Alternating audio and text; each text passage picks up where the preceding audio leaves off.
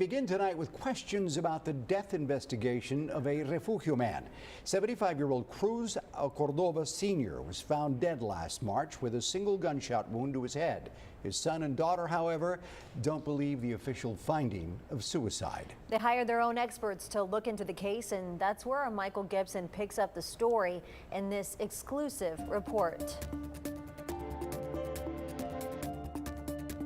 Mr. Cordova was found dead inside the family cabin here outside of Woodsboro.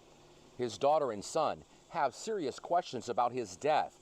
So we went and asked Refugio County Sheriff Piqui Gonzalez why this case was ruled a suicide instead of a possible murder.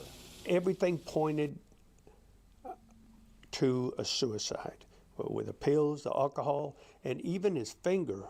I've got pictures of his finger, his trigger finger has still an indentation where he had pulled the trigger. It's still there. Cruz Cordova Jr. and Glenda Cordova Esquivel have hired a private investigator and a pathologist to examine the autopsy report into their father's death. We're looking for answers. We want the truth brought to the light, and we need some closure. Their private investigator, a former CCPD homicide detective, told them the death looked staged. There were questions about the shell casing, the placement of the gun, and the gunshot residue on the victim's hands. The coroner didn't test for GSR because the sheriff's department did not check off a box that said, check the hands for GSR. Sheriff Gonzalez admits the shell casing was never found and the hands weren't tested for gunpowder, but says other aspects of the crime scene overwhelmingly point to suicide. I had two investigators look at it. We had a Texas Ranger and, of course, a DA, and they all determined that they didn't need to pursue it any further.